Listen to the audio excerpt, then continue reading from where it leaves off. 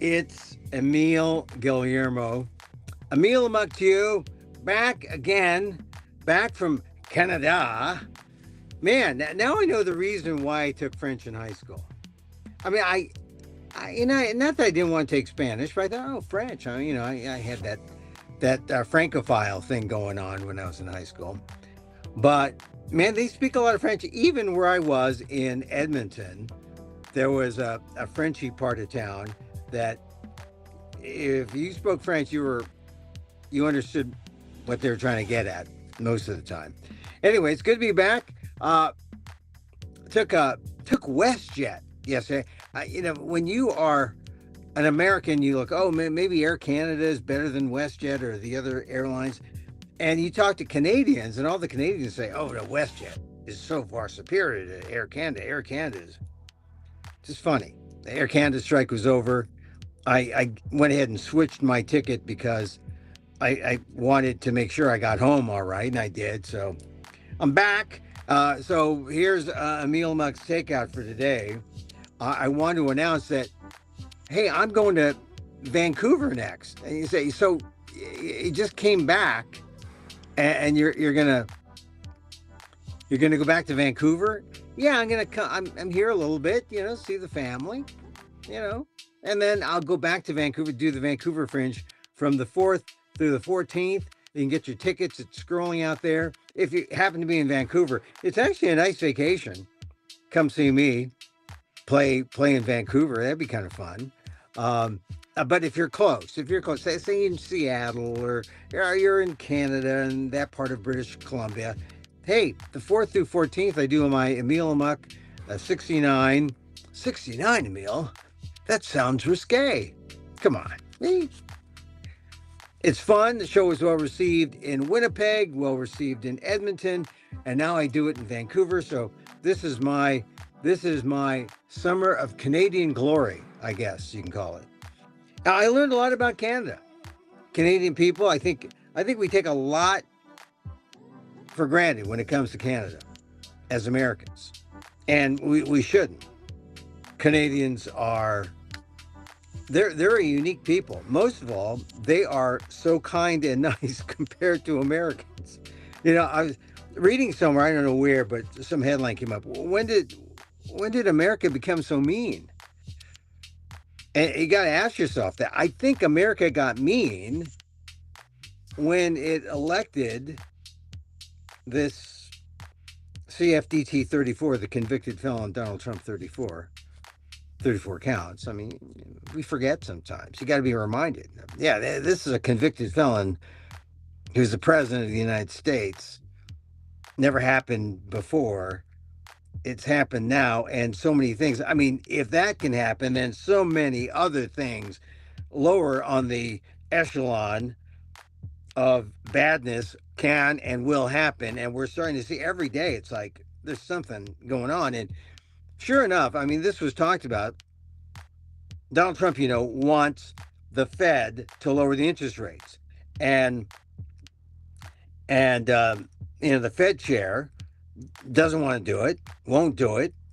He's hinted maybe he will. But to add pressure on Jerome Powell, Donald Trump is now firing the Federal Reserve Board's governors. He's gone after Lisa Cook. And what strikes me as odd about this one, and this is why people should take note.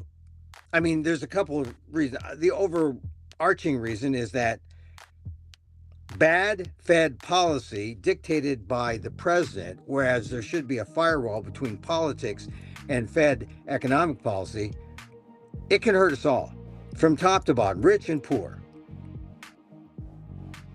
Donald Trump thinks the answer to economic problems in America are tariffs and lower interest rates. Well, yes, but you can't just lower interest rates without suffering some kind of consequence. The consequence could be short-term interest rates, but long-term higher interest rates, which would be terrible for businesses planning for the future. I mean, you're going in now thinking, oh, well, this is going to be good. We got lower interest rates, planning your business. Meanwhile, the the impact of what Trump wants to do on long-term interest rates are completely contrary to what a business person wants. Long-term interest rates? I mean, the case in point is maybe looking at something like Turkey, which elected a strongman populist. He got rid of the separation of the economic policy guys and the political guys, got a loyalist in there, did what the strongman president wanted. Inflation went up to almost 90%. 90% in Turkey. It's down to a more manageable 30%. But this is what we're looking at. And you say, come on, Emil, that can't happen in America. Well, I've lived through this, right? I've lived through what they call stagflation, where interest rates were as high as 17, 18, 19% in the 70s. Yeah, stagflation. And now they're actually reasonable at 3%. The target is 2%.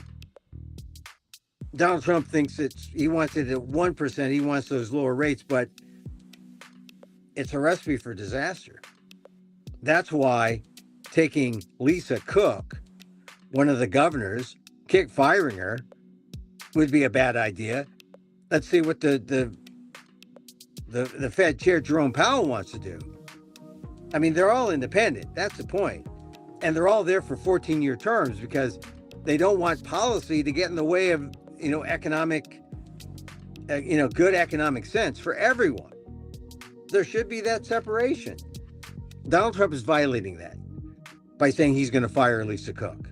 All right. So you should care about this. It's not inconsequential, the Lisa Cook story. But the second thing that's important, Lisa Cook is an example of what happens when you have the best and the brightest from the communities of color rise. I mean, Lisa Cook is the first African-American woman on the Federal Reserve Board. I mean, having been a first in some of my endeavors, I know how hard it is to break through. She has broken through, and some. She is more than a unicorn. I mean, in economic circles, Lisa Cook is something special, and there's something about Lisa Cook that threatens Donald Trump because he does not like Lisa Cook. And it's not just because of the Federal Reserve policy. It's because he doesn't like to see a successful black woman in that high place. It's going after her is absolutely racist. Donald Trump has a history. Went after the Central Park Five. He has a history of racism. Went after Kilmar Abrego Garcia. He has no good reason to get rid of Lisa Cook. The stated reason is, someone made a claim on social media that there's some kind of infraction. It's really funny because it says, here, this is from Axios.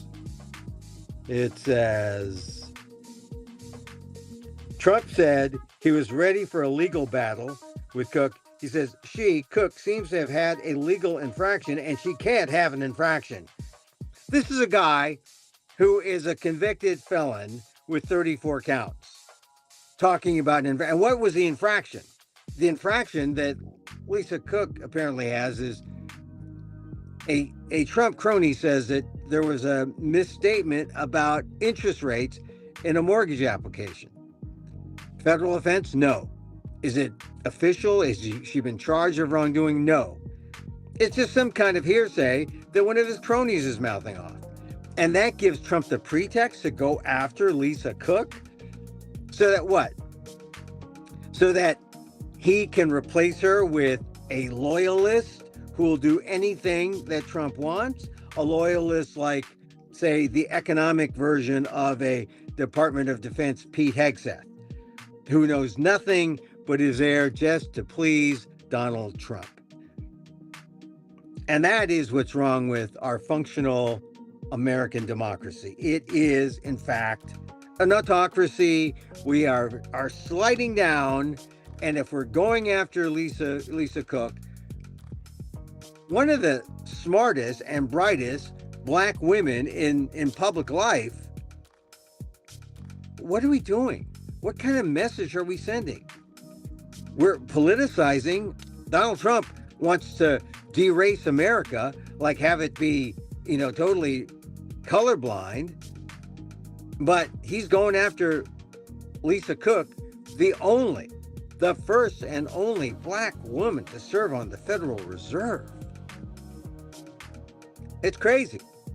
I mean, you take someone like that and you honor her for her service to America. You honor her for being bright and for being special in, serving as a Federal Reserve Board governor. You don't fire her because, first of all, there's supposed to be this separation between the executive branch and the Fed. Not in Trump's world. Not in Trump's world. And so this is why you got to be, you have to really be paying attention to the Lisa Cook story. Far more important than it seems. If Trump gets away with this, the slide toward autocracy, the slide toward losing our democracy is faster, more accentuated. If he gets away with it, this case is going to go to the Supreme Court. This has never happened. If Lisa Cook sues, and she says she will, because on what basis is Trump firing her? Hearsay from some.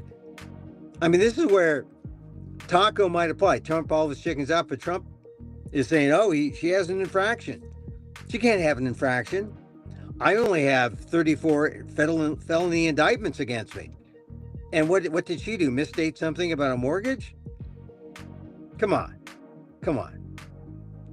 That's why you got to get excited about this. This is a blunt and clear-cut example of the abuse of power that Donald Trump has made. His second term is a monument to the abuse of power. This is a power grab. A lot of people just want to stick their head in the sand and say, let him do what he wants. Let him do what he wants. No, you cannot let him do what he wants. That's not the way it works in a democracy. He did not win by a landslide. He did not have a mandate. He won by 1.5% of the vote. That's it. He didn't get 50%. He did not get a majority. He got a plurality. So he's lucky to be in office. But everyone is just capitulating left and right and shutting up about it. It's wrong. It's wrong. It's wrong if you want to keep your democracy.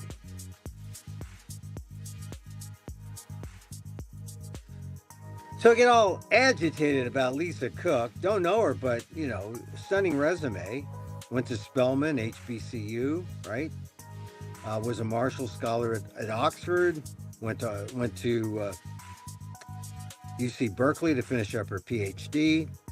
Taught at Michigan State University. Worked in the Obama administration.